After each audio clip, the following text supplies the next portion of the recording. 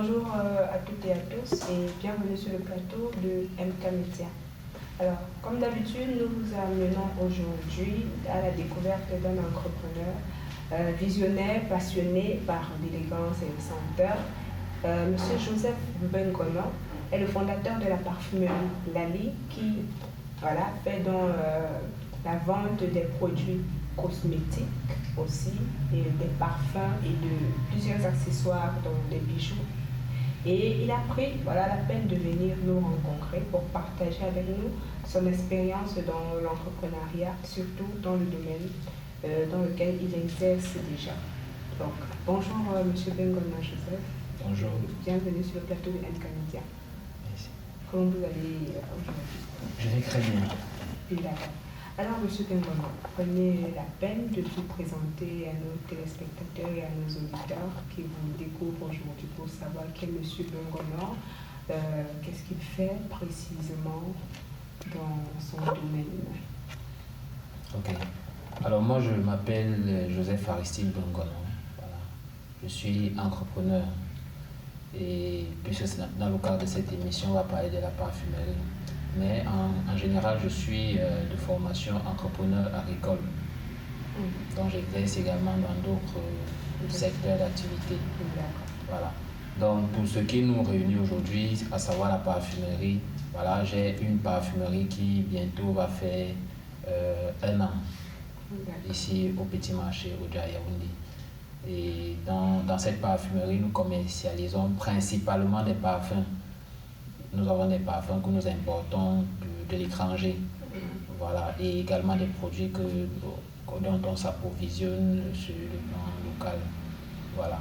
En dehors des parfums et des produits cosmétiques, nous avons également des accessoires comme des montres, les bracelets et des chevalières. Voilà, et éventuellement des mèches, des perruques et tout. Voilà. D'accord. Okay. Alors, qu'est-ce qui vous a inspiré à vous lancer dans ce domaine-là? Alors déjà, ce qui me motive à me lancer dans la parfumerie, c'est parce que lorsque je faisais ma formation en entrepreneuriat agricole, voilà, j'ai commencé à vendre au détail. Ça veut dire que je payais des petits stocks et je vendais à mes camarades. Voilà. Donc de là m'est venue un peu l'idée d'ouvrir une structure propre plus tard. Voilà. Donc ça me permettait de gérer mes besoins en tout cas. Et c'est de là où j'ai déniché un tout petit peu le potentiel de l'activité du secteur. Voilà, donc je parvenais à me faire des marges pour maintenir, pour subvenir à mes besoins pendant la formation. D'accord.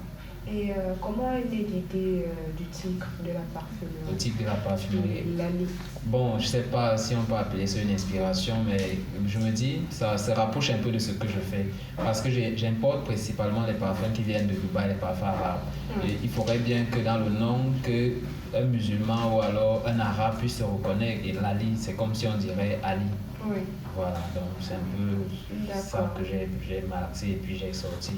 D'accord, ça a donné quelque chose. Ça a donné quelque chose, voilà. Ok. Et quelles sont les premières difficultés que vous avez rencontrées en ouvrant votre local? Comment s'est fait déjà l'implantation, trouver le local et tout? Comment vous avez géré tout cela?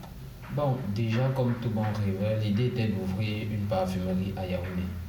Et je dois avouer que ça n'a pas été facile de trouver un emplacement. C'est la raison pour laquelle je me retrouve ici à Éric Ier. Donc l'idéal aurait été de trouver un emplacement dans les grands carrefours, les grands marchés et tout. Ça a été vraiment difficile. Pendant plus d'1 mois et demi, on a cherché. C'est pas évident. Voilà. Et déjà que les locales en bordure de route sont chers. C'est cher, voilà. Donc, pour ne donc pas avoir peut-être le capital être utilisé à d'autres fins parce que l'activité tarde à voir le jour, j'ai dû prendre un local ici. Voilà, et les réalités, on les vit au quotidien. Ça veut dire qu'on peut avoir une idée. Bon, maintenant qu'on confronte l'idée à la réalité, on doit tout simplement s'adapter. Donc les difficultés ici, c'est déjà le fait que l'emplacement soit retiré des zones principales, ça veut dire des axes comme à l'entrée du petit marché. Et également, on a un problème, la route n'est pas bitumée. Donc, forcément, faire face au problème de poussière, il y a plein de choses en fait. D'accord. Voilà, et plus loin encore, puisqu'on est à l'intérieur du quartier, il y a également un problème d'insécurité dont on a fait face chaque jour. Donc c'est un peu ça. Ça, c'est pour la localisation du local où c'est situé, parce que si on est ici à l'intérieur, on court moins de risques que lorsqu'on est en bordure de route où il y a plus d'affluence. Voilà. D'accord. Et dans la zone du petit marché où vous vous trouvez, est-ce que vous avez une grande affluence au niveau de vos clients? Au niveau des clients, oui, on parvient quand même à bâtir nos communautés progressivement, parce que la parfumerie, c'est également un domaine où il faut fidéliser les gens. Voilà, il faudrait que quand quelqu'un a payé un produit chez toi, déjà qu'il soit de bonne qualité, et ça amène la personne à revenir. Voilà. Tout à fait. C'est un peu ça. D'accord. Alors, dans les types de produits que vous proposez, vous avez parlé des parfums. Oui. Parfums qui viennent précisément de Dubaï. Dubaï, France et bientôt Turquie. D'accord. Et quelle peut être l'échelle des prix? Vos copies petits parfums coûtent combien? Nos copies petits, élevés. En fait, on cible toutes les catégories. On a les parfums qui commencent à 1000 francs. D'accord. Vous voyez que c'est accessible. Oui. Et voilà, il y a également ceux qui vont aux alentours de 70 000, 80 000. D'accord. Voilà. Des parfums de qualité. De très bonne qualité. Ça veut dire que si je mets un peu comme ça, là, dès que je passe, tout le monde se demande mais qui a mis ce parfum? Bien sûr, bien sûr. D'accord.